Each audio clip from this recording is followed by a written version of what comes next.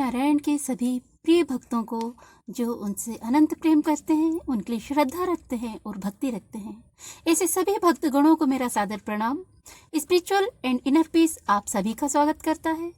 आज मैं आपके लिए श्री हरि नारायण की प्रिय एकादशी कथा, जो कि माघ मास की षटतिला एकादशी व्रत कथा है, वो लेकर आई हूँ। तो आइए श्री हरि नारायण के उस पावन चतुर्भुज रूप का हम स्मरण करते हैं, ध्यान करते हैं, माता महालक्ष्मी का ध्यान करते हैं, माता एकादशी का ध्यान करते हैं और उनसे ये निवेदन करते हैं हमारे जितने भी दोष हैं उन सारे ही दोषों को वो समाप्त करें और हम पर अपनी दया और कृपा तो बनाए ही, साथ ही हम पर अपना प्रेम भी बनाए रखें। तो आइए श्री हरि नारायण के हम प्रिय जो एकादशी है उसका हम आरंभ करते हैं। जैसा कि आप सभी जानते हैं कि ये माघ मास चल रहा है और माघ मास को माधव मास भी कहा जाता है, क्योंकि ये श्री हरि नारायण का, भगवान श्री कृष्ण का अति प्रिय मास है। तो इस मास के कृष्ण पक्ष में जो एकादशी आती है उसे हम षटतिला एकादशी के नाम से जानते हैं। तो षटतिला एकादशी व्रत की कथा आइए हम आरंभ करते हैं। भगवान श्री कृष्ण के श्रीमुख से मन को आनंद एवं संतोष देने वाली एकादशियों के व्रत की उत्तम कथाओं को सुनकर जब अर्जुन ने श्रद्धा पूर्वक उन्हें नमन किया और कहा, हे मधुसूदन, आपके मुख से कथाएं सुनकर मुझे अपार आनंद की प्राप्ति हुई है। हे जगदीश्वर, कृपा कर अन्य एकादशियों की कथाएं भी आप हमें सुनाएं। तब भगवान श्री कृष्ण ने अर्जुन से कहा, हे पार्थ, अब मैं माघ मास के कृष्ण पक्ष की षटतिला एकादशी व्रत की कथा सुनाता हूँ। एक समय की बात है कि दालभ्य ऋषि हिमालय की यात्रा कर रहे थे। तब वे पुलत्स ऋषि के आश्रम में पहुंचे। अपने मित्र को आया देखकर पुलत्स ऋषि ने उनका स्वागत सत्कार किया, उनसे भेंट वार्ता की और वे वार्तालाप करने लगे। इसी वार्तालाप के मध्य में दालभ्य ऋषि ने पुलत्स ऋषि से पूछा कि हे मुनीश्वर, मनुष्य मृत्युलोक में ब्रह्म हत्या, चोरी तथा दूसरों की उन्नति देखकर ईर्ष्या करता है। क्रोध, ईर्ष्या आदि उत्तेजना और अज्ञानतावश करते हैं और बाद में वे पश्चाताप करते हैं कि हाय, मुझसे ये क्या हो गया, मैंने ये क्या किया। तब वे कहने लगे कि ऐसे प्राणियों को नरक से बचाने का क्या उपाय है? कोई ऐसा उपाय बताइए जिससे ऐसे प्राणियों को नरक से बचाया जा सके। ऐसा कौन सा दान पुण्य है जिसके प्रभाव से नरक यातना से बचा जा सकता है? यह सब आप कृपा पूर्वक बताइए। इस पर महात्मा पुलत्स ऋषि बोले कि हे महाभाग, आपने मुझसे अत्यंत ही गंभीर प्रश्न पूछा है। इससे संसार के सभी जनमानस का अत्यधिक लाभ होने वाला है।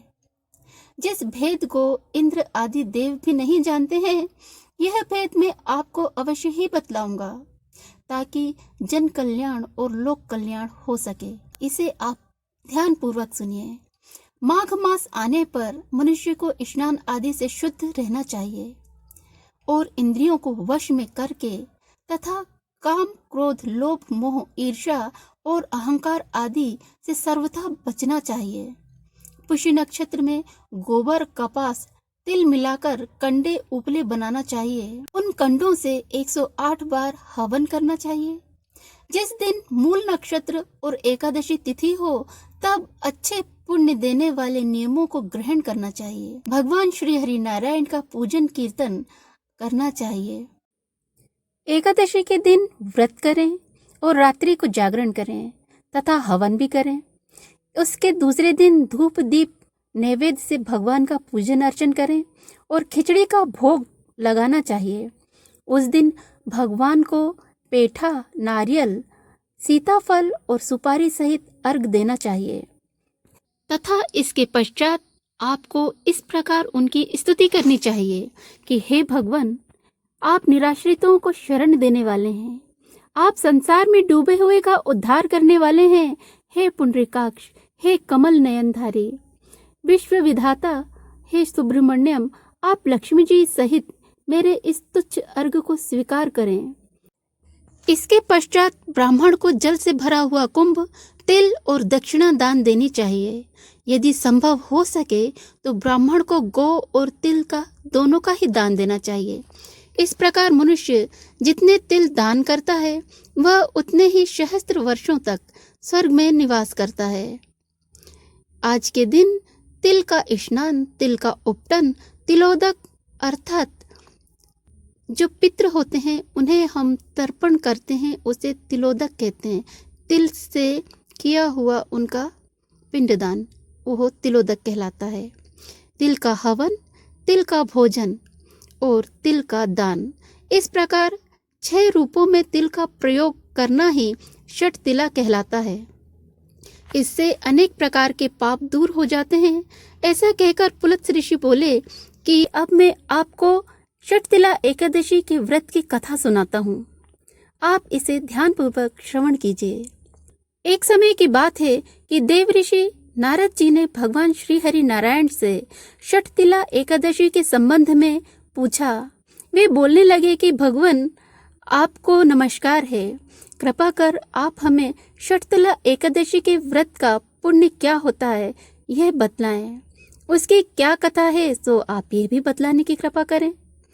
तब नारद जी की विनती को सुनकर श्री हरि नारायण जी कहने लगे कि हे नारद, मैं आपको एक सत्य घटना बतलाता हूँ, आप इसे ध्यान पूर्वक सुने।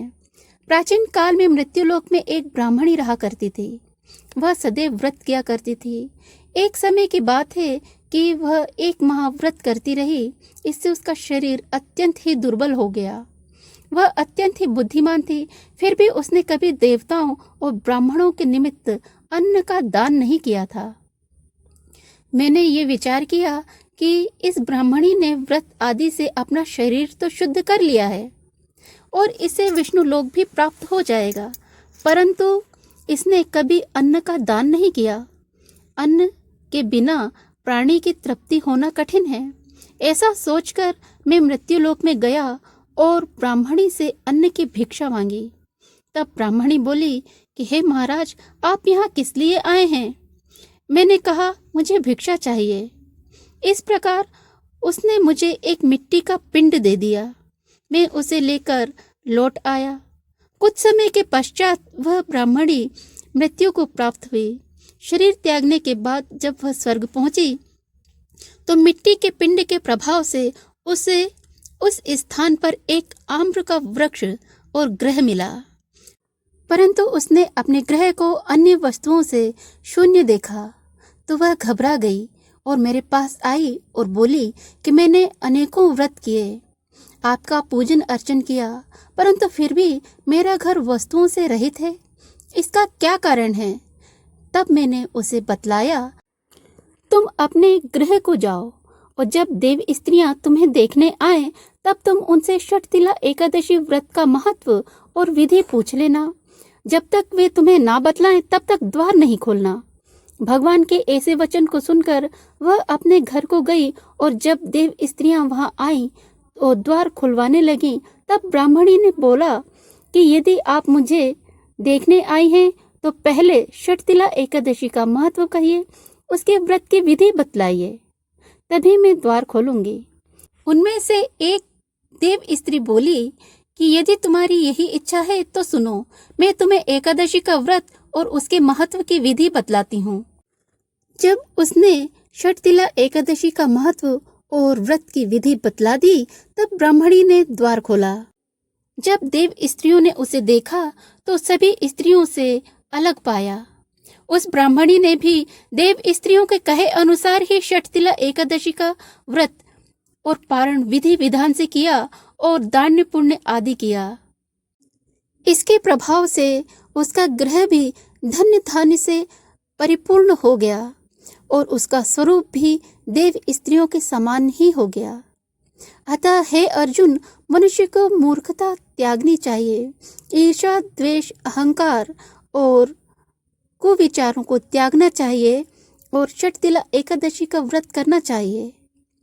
ईश्वर के शरण में जाना चाहिए, उनका भजन कीर्तन करना चाहिए, जिससे उसके व्यक्तित्व में देवत्व का उदय हो सके, जिसके प्रभाव से मनुष्य के जन्म जन्मांतरों के पाप तो नष्ट होते ही हैं, उसे आरोग्य भी प्राप्त होता है और धन धान्य से वह मनुष्य परिपूर्ण होता है। कथा का सार यही है कि इस व्रत से जहाँ हमें शारीरिक शुद्धि और आरोग्य प्राप्त होता है, वहीं अन्न तिल आदि दान करने से धन धान्य में वृद्धि होती है।